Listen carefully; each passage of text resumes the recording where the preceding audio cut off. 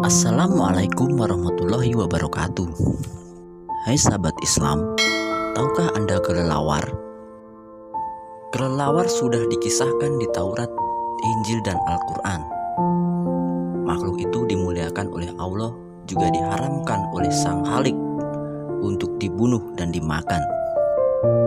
Pada hadis sahih yang diriwayatkan Ibnu Umar, diceritakan bahwa Rasulullah Shallallahu Alaihi Wasallam melarang membunuh kelelawar. Salah satu alasannya karena saat Baitul Maqdis dibakar, kelelawar merupakan hewan yang berdoa kepada Allah Subhanahu wa Ta'ala agar diberi kekuatan bisa menenggelamkan para pembakar, sehingga Masjidil Aqsa tidak jadi terbakar.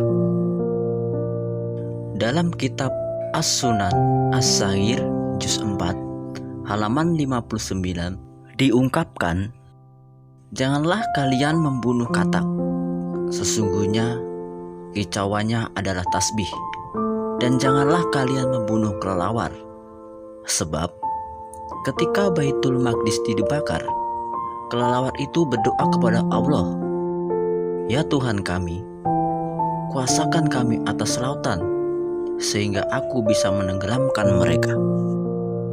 Masih dalam kitab yang sama, dalam hadis lain, riwayat Aisyah disebutkan bahwa kelelawar melalui sayapnya bersama memadamkan api saat Baitul Maqdis dibakar. Bunyi hadis tersebut adalah diriwayatkan dari Aisyah tentang kelelawar. Dia adalah hewan yang memadamkan api dengan sayap-sayapnya pada saat Baitul Maqdis dibakar. Begitu pula dalam Alkitab juga disebutkan padanan yang baik dari At-Talef IM 11-19 UI 14-18. Banyak jenis dan dalam jumlah besar di mana-mana di Asia Barat. Di antaranya ada yang tidur bersama dalam gua-gua, bergantungan di atap, atau mengelompok di celah-celah. Gampang ditangkap untuk dimakan, tapi karena makanannya adalah serangga, maka kelelawar termasuk daftar daging terlarang bagi orang Yahudi.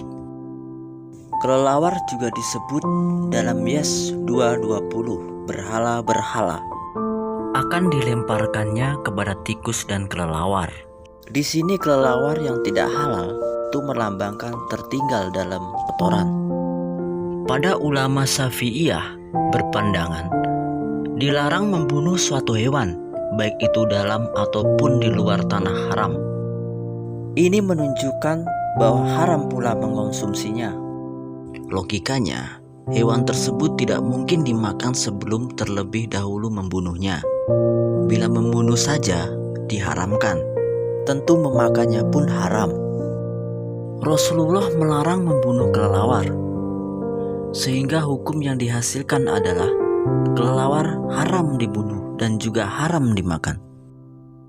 Secara tegas, Imam Nawawi dalam kitabnya Al-Majmu menyatakan kelelawar hukumnya haram secara meyakinkan, atau An-Nawawi Al-Majmu Syarah Al-Muhadzab Dalul Fiqh juz 9 halaman 22. Hal senada diungkapkan dalam kitab Hasyiyata Qalyubi wa Umairoh sebagai berikut.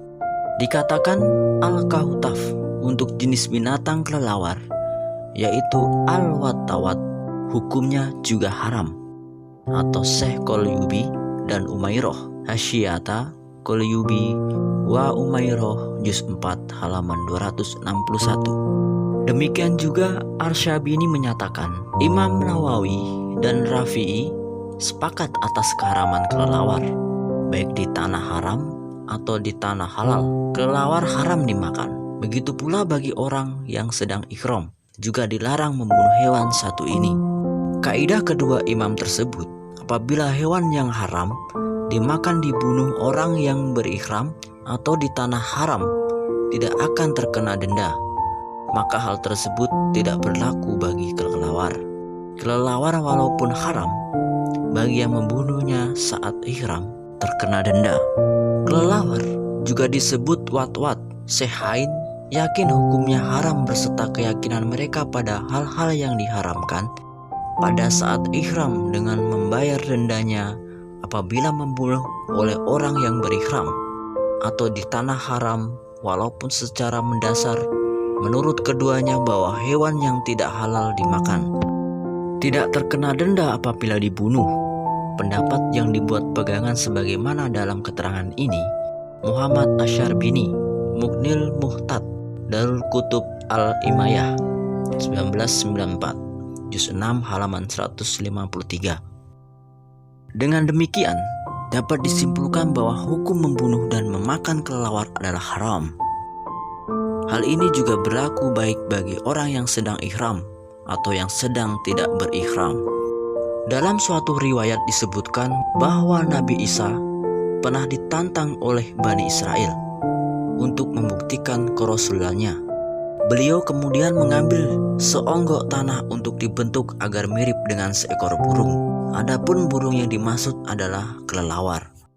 Kemudian onggokan itu terbang awang-awang setelah Nabi Isa meniupnya. Ketika kelelawar itu masih dalam bentuk onggokan tanah, memang Nabi Isa yang meniup. Akan tetapi yang menciptakan dan memberikan ruh kepada kelelawar itu adalah Allah Subhanahu wa Ta'ala. Apa yang dilakukan Nabi alaihissalam tersebut tercantum dalam surat Al-Imran ayat 49 yang artinya, sesungguhnya aku telah datang kepadamu dengan membawa sesuatu denda atau mukjizat dari Tuhanmu, yaitu aku membuat untuk kamu dari tanah sebagai bentuk burung.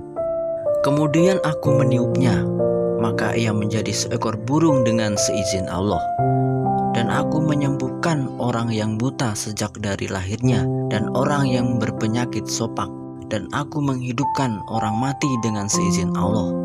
Dan aku kabarkan kepadamu apa yang kamu makan dan apa yang kamu simpan di rumahmu. Sesungguhnya pada yang demikian itu adalah suatu tanda atau kebenaran kerasulanku bagimu jika kamu sungguh-sungguh beriman. Kenapa dipilih kelelawar sebagai pembuktian? Karena kelelawar adalah jenis burung yang paling sempurna penciptaannya, dan dipilih kelelawar yang dihidupkan adalah agar lebih diakui kemukjizatannya. Karena kelelawar itu memiliki payudara, gigi, dan telinga yang tajam, dapat terbang meski tidak memiliki bulu, memiliki kantung kelenjar yang bisa mengeluarkan susu. Bahkan kelelawar dari jenis betina pun berhaid seperti manusia dan juga dapat melahirkan, tidak seperti burung lain yang bertelur. Wallahu alam. Wahai sahabat Islam, jadi dapat disimpulkan bahwa kelelawar dibunuh saja haram, apalagi dimakannya. Semua sudah tercantum dalam Al-Quran dan kitab-kitab lainnya. Semoga bermanfaat. Wassalamualaikum warahmatullahi wabarakatuh.